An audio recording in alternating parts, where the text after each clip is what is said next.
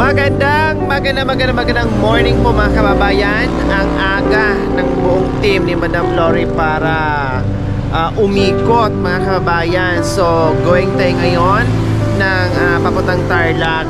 Ngayon po mga kababayan, habang tayo ay tinitingnan natin bawat iskinita, habang tayo ay naglalakbay, meron tayong napansin, no? Ang bilis ng ating mga mata, may napansin tayo doon. Ayun po mga kababayan, may isang ali, no, na napakainit. Ayun po siya. O iwan ko, hindi ko alam kung anong ginagawa niya, no? Titingnan natin, lapitan natin kung ano ang ginagawa ni nanay or ni ate. Bakit nandiyan siya sa gitna ng basurahan? Kaya tara, samahan niyo po ako at puntahan natin. Good morning, nanay. Anong ginagawa niyo po dyan? Naku boss, madam. Yung mga basura ng mga naglilinis ng mais, tinatapon lang. Iyan ay basura na. Oo, Tapos, araw-araw nandito kami. Ako lang mag-isa kung minsan. Ngayon lang sumama yung apo ko at saka anak kong isa na yun. grabe yung tiyaga nyo, nanay, no? Napakainit pero nandyan kayo. Nakatayo para Sa hirap. manguha ng binasurang mais na. Tapos, tinan nyo po yung ginagawa nyo, ilan-ilang butil lang na po ng mais, o ilan-ilang butil lang po ng mais yan. Grabe yung tiyaga nyo. Anong pangalan ni nanay? Sa tunay po. Opo, Rosalinda Rosetti po. si Nanay Rosalinda. Si Nanay Rosalinda, sabi nyo po kanina ay araw-araw nyo po itong ginagawa. Opo sir. Madam po, madam. Madam, yan, naglilinisan namin yan. Lahat. Ito, binubuksan ko. Kaya may gunting ako para kung may laman, madam, makukuha ko. Ganyan, oh. Lahat po talaga ito, nanay. Ito. Talagang kalkalin nyo yan isa-isa. Oo, Para lang makakuha kayo nito ng itong butil-butil na Oo, mais. madam. Tapos binibenta. Oo, madam. So sa araw-araw, nanay, na pagpupunta nyo dito, pangunguha nyo ng ganito, pamamasura nyo ng ganito, makailang sako kayong ganire? Ganyan, madam. Kalahating kaban na yon. Yung lilinisan ko doon, mga isang kaban siguro. Kaya nga, nagtsatsaga ako para mayroon kaming ibili. Ilang taon na ba si nanay? 72, madam. 72 na kayo. Opo, madam. Anong trabaho ni mister nyo po? Naku, nasa bahay lang po. Anong ginagawa po ni tatay? Nakialaga kami ng bakas, madam. Parang alaga nyo, pinaalagaan lang sa inyo, yun po yung libangan ni tatay. Pag nanganak yung baka, babae, madam, kuwan. Hati-hati kami sa May-ari. anak. Oo. Pag nanganak, hati kami sa anak. Yun lang ang kinabubuhay namin, madam. Ilan po ang anak nyo, nanay? Bali 3 na, madam. May kanya-kanyang pamilya na. Oo, madam. So dito din kayo kahit papaano, gumagawa kayo ng paraan para maibenta nyo at magkapira kayo at pambili ng pagkain. Kumusta pala ang buhay, nanay? Kumusta po ang buhay nyo, nanay? Ito, kung hindi ako magkalakal, madam, wala. Kung may binta ko yan, makabinta ako mahigit 1,000, bibili ko ng isang kalahating kaban na bigas. Pag matapos na naman yun, pag malapit nang maubos, nakaipon na naman ako ng ibibinta ko para sa bahay. Pambayad namin sa senior namin, madam, kasi 2 kaming nagbabayad sa senior. Pag may namatay, bawat isa sa amin 2, 7 pesos, 2 kami, di 14 pesos. Opo. Kung ilang ang namatay, sir, madam, doon kami nahihirapan masyado. Kaya nga kung Kasi maraming bayaran. Pag maraming namatay, malaki din po ang bayaran. Oo, madam. Diyos ko, sana hindi na mamamatay yung seniors natin para wala nang babayaran kasi sayang din po yun. No, nanay? At nanay, pwede ba tayo, lumipat tayo doon sa lilim kasi napakainit, kahit papaano makapahinga po kayo sa init? Ay, pwede, madam. Tara po. So ayan po mga kababayan, no? Akala ko nangangalakal, pero iba itong kalakal. Nangangalakal din si nanay, pero ibang klaseng pangangalakal. Hindi siya yung mga scrap, no? Kundi yung pangangalakal ni nanay, yung kalakal niya ay mais. Yun pala ay galing ito sa mga anong tawag dito? Yung gilingan ng mais, no? Galing ito doon sa gilingan ng mais tapos tinatapon na kasi ito ay mga reject na. Ngayon, pinupuntahan kasi dito tinatapon, pinupuntahan ni nanay at madala siya dito habang merong harvest, no? Habang merong tinatapon dito ng mga ganyan, pinupuntahan niya araw-araw at kinakalakal niya. Ito nga po mga kababayan, ayan po ang nakalakal ni nanay. Kasi pag nabenta na po niya yan, halimbawa isang sako, no, isang kaban, 1,000 plus. So malaking bagay po 'yun. Kaya lang po ang problema is bago mo yan makuha, kailangan makailang sako po kayo diyan. Ayan po, nakita niyo po, puro na butas-butas 'yan. Kasi ilan buti lang sa isang sako, Diyos ko po, mga ilang dakot lang po 'yun. Kasi nga pa isa-isa lang po 'yun. Kaya ganyan po kahirap tiyaga ni nanay para lang talaga meron siyang pambili ng pagkain niya. Ganon, 72 years old na si nanay.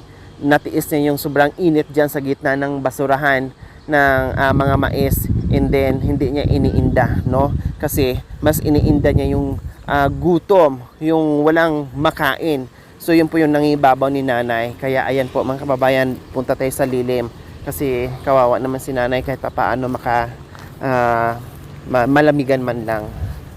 Nanay, paano nyo ginagawa para matanggal nyo po yung butil ng mais? So ayan po mga kababayan, ganyan po, no? Ang hirap-hirap. Mas marami pa yung hindi mapakinabangan dyan kesa sa mapakinabangan. Ayan po, ilang oras mo nanay o ilang araw bago makuha mo yung isang kaban na mais sa ganyan po? Kung yung madam, pag gusto ko nang ibenta para magkapira ko, linisan ko agad. Mamaya papadala ko na sa bayan, binibinta na, pinabinta Ibig nyo ko. sabihin sa isang araw makaisang kaban kayo? Kulang konti, madam. Pero pag yung ngayon, marami may isang kaban na yun. May isang kaban na. Pag malinis Kasi may kasama ka ngayong apo mo. Oo, madam. Para Pero pag ikaw lang, mga ilang araw po bago kayo makakuha ng isang kaban? dalawang araw. Maghapon. Maghapon, sir. Kasi magkaiba naman kami ni Inang, sir. Sa inyo lang po yung nanay. Magkaisang kaban kayo maghapon. Oo, sir, madam. Wow. Kung minsan, kulang konti. Kaya nga kung minsan, Paano pag walang binasura dyan ng mga ganyan nanay? Saan po kayo mangunguha ng ganyan? namumulot kami sa bukid, madam. Yung tig-isa isang naiwan. So talagang hindi kayo titigil. Gagawa kayo talaga ng paraan o maghahanap kayo kung saan talaga kayo makakuha ng pambili nyo ng bigas. Talaga mahirap ang buhay namin. Kung makabili man ako ng kalahating kaban bigas, isa't kalahating buwan namin kakainin yung asawa ko. Matagal-tagal na. Madam. Para pag malapit ng maubo, mayroon na naman kami. Ngayon kung tagulan na naman, mga saluyot, kangkong, madam, ayun, kukuha na naman ka. Pangbenta nyo po. Oo, madam. Ayan, ganun po kasipag si nanay. Okay nanay, alam ko yung sabi mo nga, sobrang hirap ang buhay. Alam ko yung pagtsatsaga mo dyan. No, hindi mo iniinda yung init. Ngayon nanay, dahil alam ko na pag nabenta mo yan ay unang bibilhin mo yung unang pangunahing pagkain tulad ng bigas. So ngayon nanay, meron kaming munting surprise sa inyo. Pasok mga Ruilyo! Dito mo. Dito sa... Ano nga ganay?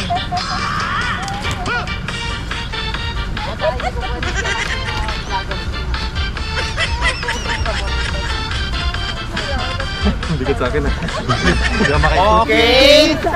Nanay, habang sumasayaw at umiiyak naman si Nanay Rosalinda dahil merong biyaya na hindi niya inaasahan. O, di ba? Yung nabingwit niya sa pangangalakal niya ay mais, ngayon ay masasain na. O. Salamat, madam, para Araw-araw nandito ako. Kasi konting-konting makuha ko. Ngayon lang marami kasi may kasama akong mga apo at anak.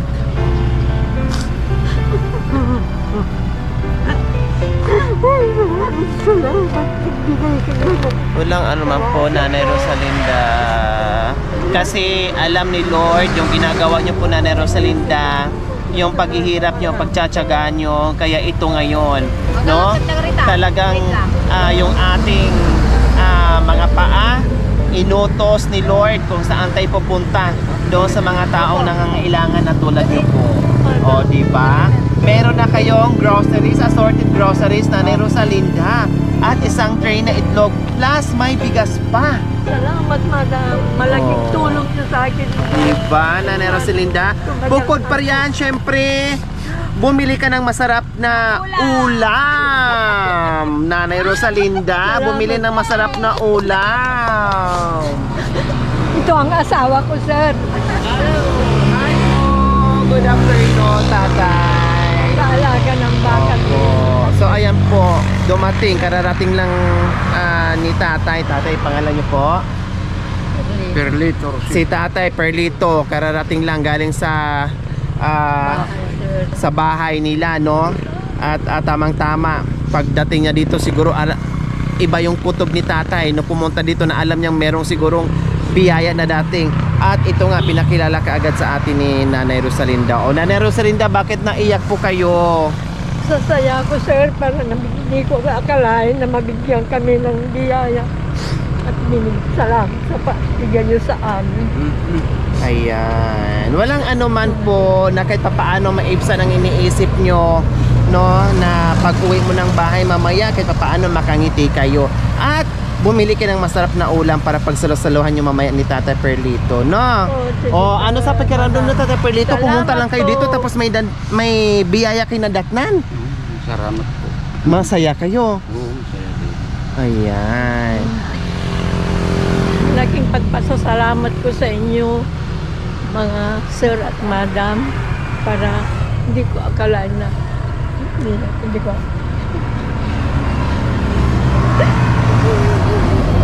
Okay lang po, Nanay Rosalinda.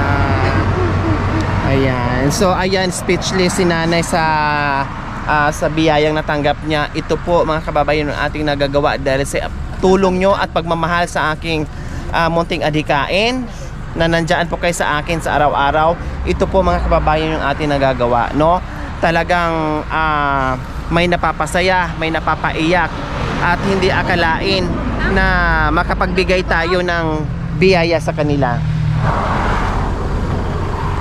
Siyempre, magpapasalamat tayo sa walang sawang pagmamahal Ma'am Evelyn Madrid Aquino of LA, California, Tita Paz Ortega Kwok from Hong Kong, Ate Carmen Cruz ng Saudi Arabia, Damam, and Ma'am Clarita Sarsa Diaz. Maraming salamat po sa iyong ginitoang puso.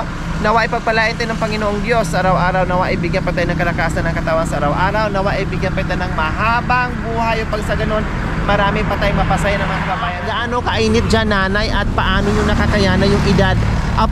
Gaano kainit dyan, Nanay, at paano yung nakakayanan yung init sa edad nyo na 72 years old? Talagang concern, pinipili ko talaga ang sarili kong makakuha para pag nakakuha ko ng isang ganyan, hinihila kong pa ganito hanggang dito sa malamig, doon ko linilinisan. Pag matapos na naman sa madam, ganun Punta na naman po kayo doon. Oo, Mag-ingat kayo ha, kasi napakainit ngayon, Nanay, at uminom kayo ng maraming tubig. Oo. Ha, Nanay Rosalinda, ha? Oo, madam. Okay, sige, dito na po kami, Nanay. Mag-ingat po kayo. Pagpasensya yung aming munting Oo, pagmamahal. madam. Salamat, malaking salamat sa inyo. Bye-bye po. Thank you. Salamat po. Sa mga kababayan, huwag niyo po kalimutan pag-share at subscribe sa aking YouTube channel, Dory Aquino Tarita. Maraming salamat po, gabi sa sol. Bye, Nanay. Bye po, Tatay. Masaya.